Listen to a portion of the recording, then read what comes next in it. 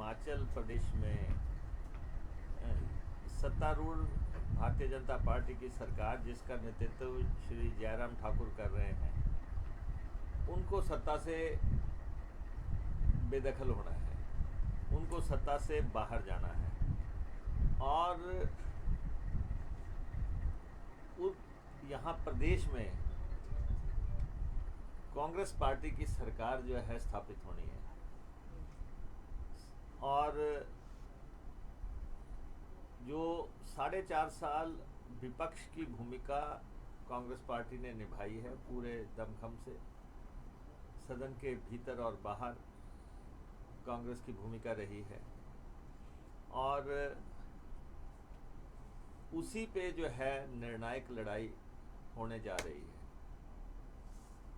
मुख्यमंत्री ने कहा कि वो रिलैक्स हैं, आज उन्होंने कहा है कि रिलैक्स हैं। वो तो उनका दिल जानता होगा कि वो कितने के रिलैक्स हैं। वैसे मैं कहना चाहूँगा कि उनको रिलैक्स हो भी जाना चाहिए कि आगे अब समय पूरा रिलैक्स रहने का ही है। और जिस ढंग से यहाँ पे शासन चलाया गया 4.5 साल तक, जिस तरीके से सरकार चलाई गई, और उसका अब एक ही नतीजा है कि भाजपा सरकार को हटना है। और जहाँ तक आप कह रहे हैं कि परिदृश्य बदल रहा है, ठीक है, मुख्यमंत्री कहते हैं कि 4 राज्यों में हमारी सरकारें बनी, लेकिन उनको ये भी देख लेना चाहिए कि वो 4 चुनाव यहाँ हारे भी हैं। तो प्रदेश की हालत की वो समीक्षा करें कि प्रदेश में आप 4 चुनाव हारे हैं, बाहर क्या हुआ है वो अलग बात है। जहाँ तक पंजाब का सवाल है कि पंजाब में दूसरे दल की सरकार आई है, ठीक है, अति उत्साह में वो जो है हिमाचल की तरफ नज़र लगाए हैं, लेकिन हिमाचल परंपरागत तौर पे बिहेव करेगा। यहाँ के मुद्दे अलग हैं, यहाँ के मसले अलग हैं, और वहाँ पे जो सत्तारूढ़ दल या विपक्ष जो उनकी भूमिका रही, उस पे फैसला हुआ है। लेकिन हिमाचल प्रदेश में निश्चित तौर पे ये जो चंद दिनों की जो है ये सरसराहट है, और यहाँ पे गंभीर मुकाबला जो है कांग्रेस और भाजपा में होगा। और जो भाजपा की सरकार है, जो वो फैसले ले रही है, आप देखें कि हमने इस दफ़ा भी कहा था कि आप शराब के ठेके नीलाम करो, लेकिन सरकार ने फिर जो है ठेके नीलाम नहीं किए। पिछले 4 साल से शराब के ठेके नीलाम नहीं किए गए, और सैकड़ों करोड़ रुपए की चपत राजकीय कोष को लगी है कि आखिर कि जब ये कांग्रेस का शासन था तो ये इन्होंने यही बात कही थी कि ठेके नीलाम होने चाहिए, और लेकिन और प्रदेश की आय का मेन साधन है, आबकारी का जो मसला है वो मेन है, लेकिन इन्होंने अपनी तरफ से 4% की इंक्रीज करके जो तौर तरीका अपनाया है, प्रदेश को 4 साल में सैकड़ों करोड़ का चूना लगा है। और ये जो है जो ठेके नीलाम ना करने की एवज में प्रदेश में उगाही हुई है, ये किसकी जेब में जा रही है? और अगर इन 4 साल में ठेके नीलाम होते तो आबकारी जो आय होनी थी वो 3000 करोड़ पे पहुंचनी थी, जो अभी 2000 करोड़ पे पहुंची, 3000 करोड़ पे पहुंचनी थी, तो सीधा सीधा राजकीय कोष को 1000 करोड़ का चूना लगा है।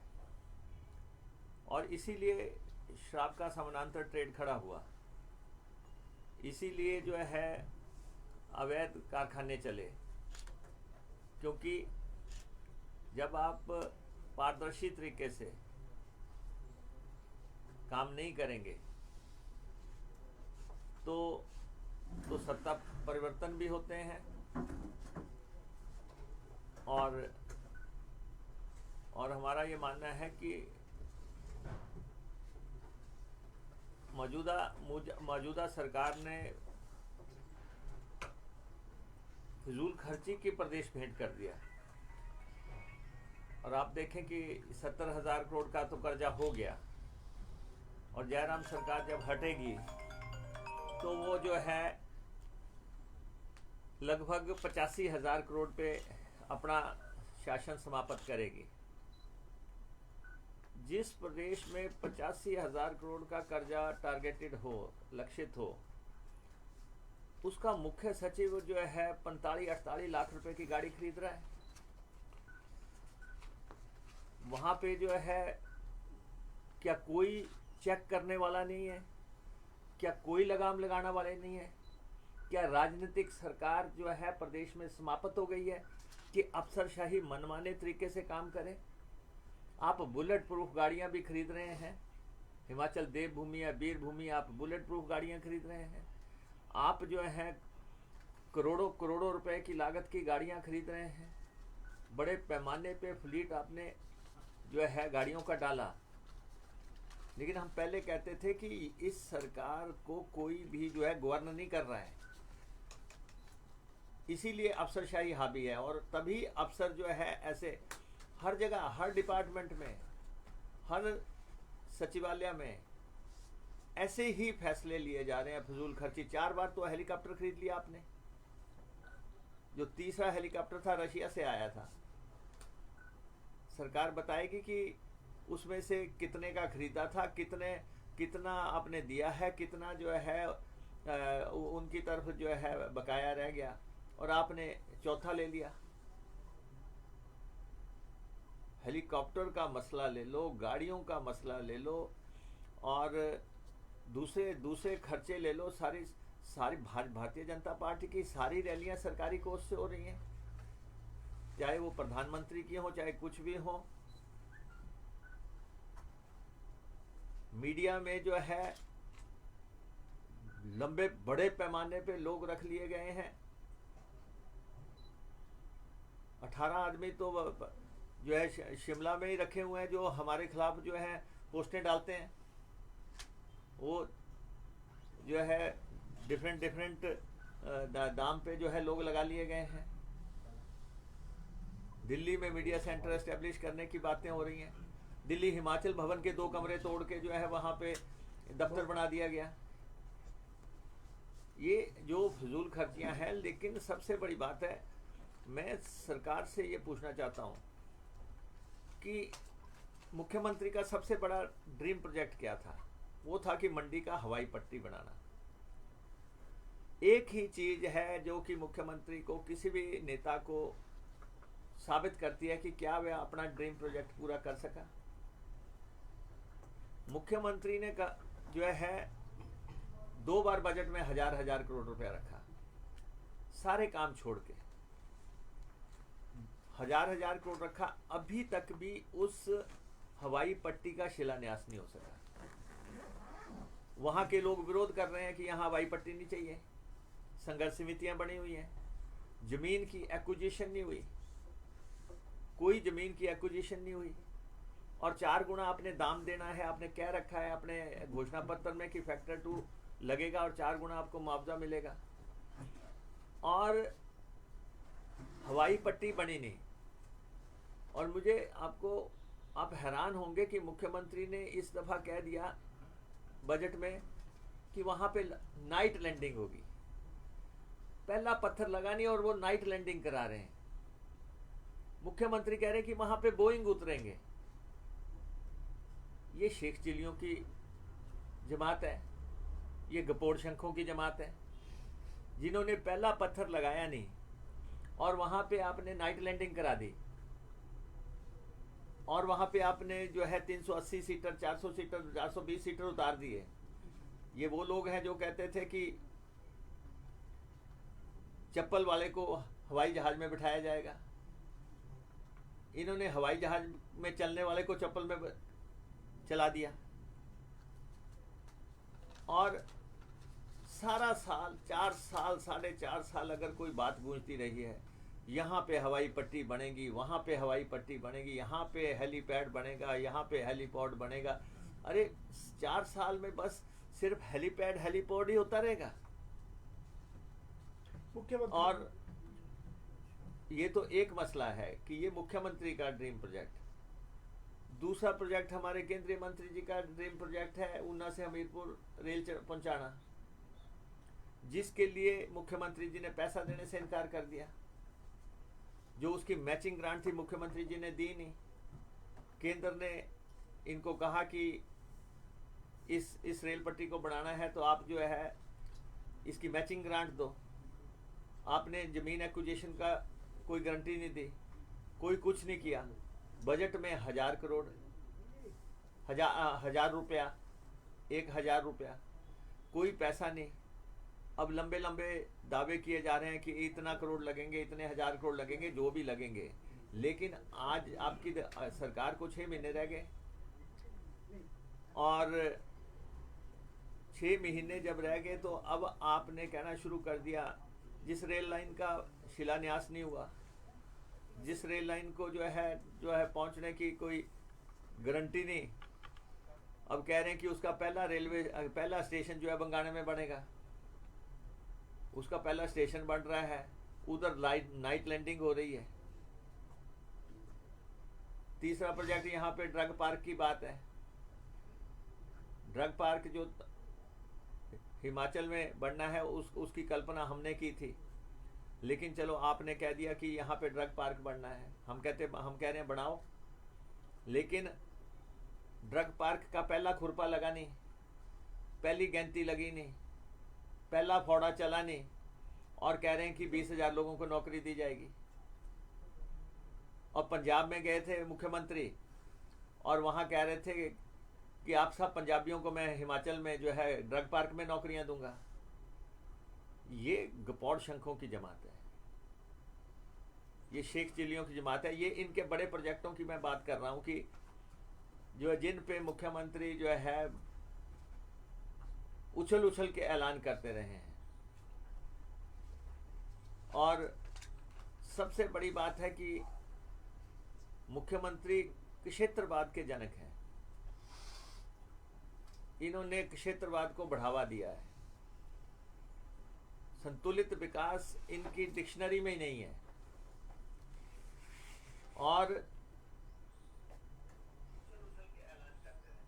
और इस समय जो है जो परिस्थितियां हैं प्रदेश की, भारतीय जनता पार्टी सिर्फ ये कोशिश कर रही है कि सरकारी कोष का इस्तेमाल करके किसी भी ढंग से हम सत्ता पे काबिज हो सकें। जिस ढंग से कर्मचारियों के साथ इन्होंने व्यवहार किया है, प्रदेश के कर्मचारियों के साथ जिस ढंग से व्यवहार किया, सब वर्गों के साथ किया, ना तो ये ओल्ड पेंशन स्कीम लागू कर सकें, ना ही ये कर्मचारियों को जो है पे कमीशन की रिपोर्ट के मुताबिक जो है फायदे दे सके हैं, ना ही ये आउटसोर्स वालों का कुछ कर सके हैं, ना ही ये करना मुल्क वालों का कुछ कर सके हैं। हर वर्ग जो है प्रदेश आंदोलित है, आक्रोशित है। आप देखें कि पहली सरकार है जिसके समय में इतने आंदोलन हो रहे, आक्रोश हो रहे हैं, और विधानसभा लगातार घेर के रखी गई, पिछली दफा भी, इस दफा भी। तो ये जो सारा माहौल है ये साबित करता है कि अब मुख्यमंत्री को रिलैक्स होने का टाइम आ गया है, और उनको रिलैक्स होना है। सबसे बड़ी दो बातें हैं। जितना इन्होंने बेरोजगारों से खिलवाड़ किया है, ना इन्होंने पब्लिक सर्विस कमीशन की सेंटिटी रखी, ना इन्होंने सबॉर्डिनेट सिलेक्शन कमीशन की सेंटिटी रखी, ना इन्होंने किसी अन्य भर्ती के तरीके को अमली जामा पहनाया। सिर्फ चोर दरवाजे से भाजपा की सरकार सिर्फ भाजपाइयों के लिए। आम युवा जो है वो करा रहा है, डिग्रियां लेके बैठा है, लेकिन प्रदेश में जितना भी भर्ती का ये कोशिश करते दिख रहे हैं वो सिर्फ चोर दरवाजे से। मुझे बड़ी हैरानी है, मेरी कॉन्स्टिट्यूंसी में अभी 2 पीएन लगे। आप हैरान होंगे कि कहाँ के लगा दिए। क्या ऊना के लोग पीएन भी नहीं लग सकते? क्या ये स्थितियां पैदा कर दी कि पीएन भी जो है बाहर से मंगाने पड़ेंगे? और कुछ तो जो है रहम करना चाहिए। ये टोटलिटी में जो बेरोजगारी है और जिस ढंग से जो है इन्होंने महंगाई की मार हो रही है, प्रदेश में शराब सस्ती की जा रही है, सरसों का तेल महंगा किया जा रहा है। सरसों की बोतल 250 रुपये पे जाएगी और सरिया का रेट 8-9 हज़ार रुपये पहुंच गया। क्या कोई मकान बनाएगा? हमने पहले भी कहा था बिजली हिमाचल में बनती है, हिमाचल में महंगी, सीमेंट हिमाचल में बनता है, हिमाचल में महंगा। मुख्यमंत्री ने कभी गंभीरता से इन इश्यूज को एड्रेस करने की ही कोशिश नहीं की, कभी भी ऐसी कोशिश नहीं हुई। आज देखो गगरेट में पेड़ कैसे कट रहे हैं, सारे आम के पेड़ सारे काट दिए, सारे बगीचे काट दिए, खैर के सारे बगीचे सारे पेड़ काट दिए। कौन माफिया कहां से ऑपरेट कर रहा है? जगह जगह रेडियां लग गई, सिंगल विंडो बन गया, होम डिलीवरी भी वहीं से हो रही, शराब की पैग सेल भी वहीं पे हो रहा, अंडे भी वहीं पे बिक रहे हैं, सिगरेट भी वहीं पे बिक रहा है और नशा भी उसी पे बिक रहा है।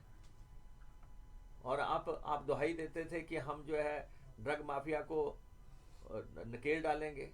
कौन सी नकेल आपने डाली है? अभी भी यहाँ एक लड़के की डेथ हुई है। तो लगातार जो है हर तरह का माफिया, रेत माफिया अभी भी दंदना रहा है और नेशनल ग्रीन ट्रिब्यूनल ने रोक लगा दी, एनजीटी ने रोक लगा दी, नए क्रशर सैंक्शन हो रहे हैं, स्वां के किनारे नए क्रशर सैंक्शन हो रहे। कौन सैंक्शन कर रहा है? जबकि आपने जब एनजीटी ने रोक लगा दी, रेत उठाने पे रोक लगा दी, लेकिन कुछ लोग बेधड़क जो है प्लांट चला रहे हैं, कुछ लोग बेधड़क रेता उठा रहे हैं। कल मैं सिंगा में था रात के टाइम, कम से कम 150 ट्राली पंजाब की निकल रही है। कह रहे हैं जी पंजाब में परिवर्तन हो गया। क्या परिवर्तन हुआ? बड़े ठोक बजा के जा रहे हैं ट्रैक्टर वहां को। और यहाँ पे जो है जो रेत का कारोबार कर रहे हैं उन्होंने जो है कैमरे लगा रखे हैं कि कितनी ट्राली निकली। कहाँ पे है डिप्टी कमिश्नर? कहाँ पे है एसपी? कहाँ पे है थाना? कहाँ पे है ये लोग? ये लोग क्या सिर्फ अपनी कुर्सियां बचाने के लिए हैं कि हमने अपने टेन्योर काटने हैं यहाँ पे? क्या इन्होंने कभी भी उठ के देखा कि हो क्या रहा है, खड्डों में क्या हो रहा है? सिर्फ एक ही बात करते रहे कि कांग्रेस शासन में जो है लीजें दी गई। हमने कहा लीज और लूट में फर्क है। लीज में तो इनकम होती थी, वहाँ वो तो कोई है नहीं, लीज धारक कोई भी नहीं है जब एनजीटी ने बंद कर दिया। अब तो नवंबर के बाद जो है ना तो वहाँ पे कोई लीज है ना कोई एम फॉर्म है, कुछ भी नहीं है। फिर कैसे हो रहा है? थाने मिले हुए हैं।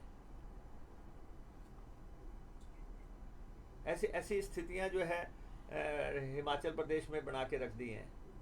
तो मुख्यमंत्री ठीक कह रहे हैं कि मैं रिलैक्स हूं, मुझे जाना है, बाकी प्रदेश में जो होता है वो प्रदेश देखे। मुख्यमंत्री ने कहा विधानसभा में कि जिसको पेंशन चाहिए वो चुनाव लड़े। दूसरी तरफ पंजाब में जो पेंशन है विधायकों की, उन्होंने सिंगल टर्म कर दी है कि एक बार मिलेगी। क्या आपको लगता है कि हिमाचल में भी ऐसे रिफॉर्म होने चाहिए? और नहीं, देखिए ऐसा है, एक तो मुख्यमंत्री जी ने आवेश में आके जिस ढंग से कहा कि कर्मचारियों को पेंशन नहीं देनी है आपने, तो उसको कहने के और तरीके भी थे। लेकिन मुख्यमंत्री ने जिस ढंग से ये कहा कि पेंशन लेनी है तो आप जो है चुनाव लड़ें, मुख्यमंत्री पद के व्यक्ति से ऐसा कभी भी जो है स्वीकार्य नहीं है ये बात। और लेकिन हम वचनबद्ध हैं, हमने कह दिया है कि कांग्रेस पार्टी वचनबद्ध है इनको कर्मचारियों को पेंशन देने के लिए। और दूसरा ये मैं कहना चाहता हूँ कि जहाँ तक हिमाचल प्रदेश में एमएलएस की पेंशन की बात है, हिमाचल प्रदेश में वन टाइम पेंशन ही मिलती है। हिमाचल प्रदेश में पंजाब की तरह नहीं है कि 5 टर्म लगे तो 5 बार पेंशन मल्टीप्लाई होके मिलती थी। हिमाचल में वन टाइम पेंशन मिलती है, साल की इंक्रीमेंट है, इसके अलावा कुछ नहीं है। तो हिमाचल में तो पेंशन है ही, वन टाइम पेंशन है।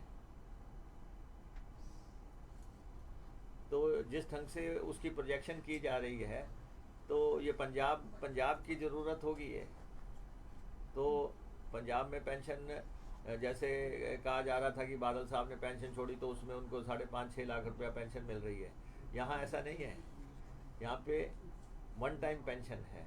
सर, जो लगातार लोग कांग्रेस छोड़ के आप में जा रहे हैं, पाउंटा साहब है और है, उन्ना में है, कटरेट में है, तो उसको लेके आप क्या कहते हैं?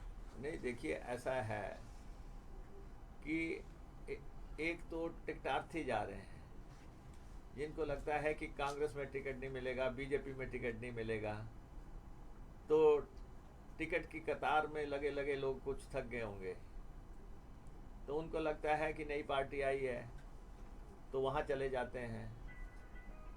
हमारी शुभकामनाएं हैं कि, लेकिन मैं टोटलिटी में ये कहना चाहूँगा,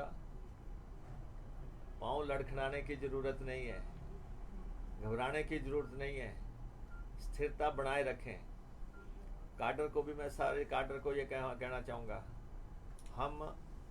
हमने लड़ाई लड़ी है, हम कांग्रेस पार्टी सत्ता के नज़दीक है, घबराहट भाजपा में है, चिंता की लकीरें भाजपा में हैं, और इसलिए जो है हमारा जितना भी वर्कर है या हमारे जितने भी फ्रंटल ऑर्गेनाइजेशंस हैं, हम सब को ये कहना चाहते हैं कि ये कुछ समय का जो है उबाल है। तो जो लोग जिन्होंने यहाँ पे कोई भूमिका नहीं निभाई हिमाचल प्रदेश में, जिनका कोई सरोकार नहीं, वो सोच रहे हैं कि यहाँ सत्ता हथिया ली जाएगी, यहाँ पंजाब की तर्ज पे कुछ नहीं होने वाला है। सर, मंडी में रैली है रखी हुई है और बड़े स्तर पर शोर शराबा जो है वो यहाँ पे हो रहा है, क्या मानते हैं? नहीं, मंडी में रैली हो रही है, मंडी में वो रैली करें, जो भी करना है, लेकिन कांग्रेस पार्टी का अपना एजेंडा है। कांग्रेस पार्टी ने सत्ता परिवर्तन का करनी है, कांग्रेस को जो है जयराम सरकार को घाट फेंकना है। हम अपने एजेंडे पे कायम हैं, हम अपने इश्यूज पे कायम हैं, हम इशू बेस्ड चुनाव लड़ेंगे और उस हिसाब से जो है हम आगे बढ़ेंगे। तो इसलिए वैसे भी मैं बताना चाहता हूँ, हिमाचल प्रदेश में अब तक एक ही टोपी चली है, वो पहाड़ी टोपी है। हिमाचल प्रदेश में पहाड़ी टोपी चली है, और चाहे वो जो है शिमला की टोपी हो, चाहे वो जो है कुल्लू की टोपी हो, चाहे वो किन्नौर की हो, स्पीति की हो, ट्राइबल इलाके की हो, जो भी हो, हिमाचल की टोपी जो है अंतर्राष्ट्रीय स्तर पे विख्यात है। यानी दिल्ली की टोपी फेल हो जाएगी यहाँ पे हिमाचल की टोपी ग्लोबली मशहूर है। हिमाचल की टोपी को शान से जो है देश के राष्ट्रपति, प्रधानमंत्री और जो है दूसरे मंत्रीगण और जो फॉरेन हमारे लोग आते हैं उनको पहनाया जाता है। और हमारे जो है बुशहर की टोपी वीरभद्र सिंह जी लगाते थे, वो हरे रंग की टोपी उनकी पहचान होती थी। धूमल साहब जो है मैरून कलर की टोपी लगाते थे, शांता कुमार जी कुल भी टोपी लगाते थे, और उसके बाद जयराम जी आए, इन्होंने कहा मैं टोपी की सियासत ख़त्म कर दूंगा। हमने उस समय भी कहा था टोपी की सियासत ख़त्म नहीं होगी।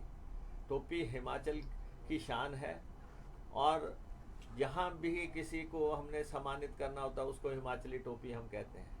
हिमाचल की टोपी का ना कभी कोई विकल्प था ना होगा। हिमाचल की टोपी का ना कभी विकल्प था ना होगा। हिमाचल में हिमाचली टोपी ही चलेगी। सर, और हम विधानसभा चुनावों में कांग्रेस क्या सामूहिक नेतृत्व में जाएगी या पार्टी चेहरा लेके सामने आएगी? हाल ही में जो प्रदेश का टॉप लीडरशिप है वो राष्ट्रीय अध्यक्ष से भी उनकी मुलाकात हुई है, तो इस विषय पे क्या चर्चा हुई है? देखिए, हम कांग्रेस के राष्ट्रीय अध्यक्ष ने पार्टी के नेताओं को दिल्ली बुलाया था। हम उनसे मिले और प्रदेश के जो इश्यूज हैं, किस ढंग से हमने चुनाव में उतरना है, देश की राजनीतिक परिस्थिति, प्रदेश की राजनीतिक परिस्थिति, उन सब पे कांग्रेस प्रेसिडेंट के साथ चर्चा हुई है। जहाँ तक प्रदेश के फैसले करना है वो तो कांग्रेस हाईकमान का काम है। हमें कांग्रेस विधायक दल के नेता के नाते जो है, मुझे जो जिम्मेवारी मिली है मैं उसका निर्वहन कर रहा हूँ। और हमने सदन के भीतर जो है 4.5 साल होने जा रहे हैं। हमने सत्तारूढ़ दल से पूरी तरह लोहा भी लिया है और प्रदेश के लोगों के मुद्दे जो हैं जनता के दरबार में रखे हैं। और जहाँ तक इश्यूज़ की बात है, इश्यूज़ जो हैं वो चुनाव इशू बेस्ड होंगे, और वो सारे मुद्दे हिमाचल की जनता क्या चाहती है वो हमें मालूम है। हिमाचल प्रदेश में डबल इंजन की सरकार थी, वो डबल इंजन चला नहीं, और बार बार ये कहते रहे, दिल्ली में जाते रहे, कोई मदद ला नहीं सके, कोई हेल्प इनको हुई नहीं। अभी पंजाब में सरकार बनी, सरकार जो है जाते ही उन्होंने जो है मदद का हाथ जो है दिल्ली की तरफ बढ़ा दिया। हम आपको ये कहना चाहते हैं, हम दिल्ली मदद नहीं मांगने नहीं जाएंगे। हम प्रदेश को प्रदेश के रिसोर्सेज से चलाएंगे, और हमें पता है प्रदेश चलाने का मूल मंत्र क्या है, प्रदेश में आय के साधन कहाँ हैं। प्रदेश के आय के साधन जो है हमारी एक्साइज पॉलिसी में है, जिसको इन्होंने नीलाम करने से इनकार कर दिया। फजूल खर्ची रोकने में है, पड़ोसी राज्यों से अपने हक लेने में है, ऊर्जा के क्षेत्र में अपने आय पैदा करने के हैं, पर्यटन के क्षेत्र को विकसित करके वहाँ से आय के स्रोत पैदा करें। हिमाचल में आय के जो साधन हैं, जयराम सरकार ने पूरे 4.5 साल में एक भी बार मीटिंग नहीं की प्रदेश के संसाधन कैसे बढ़ाए जाएं। जयराम सरकार ने एक भी बार मीटिंग नहीं की कि पड़ोसी राज्यों से अपने हक कैसे लिए जाए। जयराम सरकार ने एक भी बार मीटिंग नहीं की कि फजूल खर्ची को कैसे रोका जाए। और इसलिए जो प्रदेश हिमाचल प्रदेश जो है, ठीक है, हिमाचल प्रदेश पे भारी भरकम कर्जा हुआ ये, लेकिन जयराम सरकार की गलत नीतियों और कार्यक्रमों की वजह से हुआ है।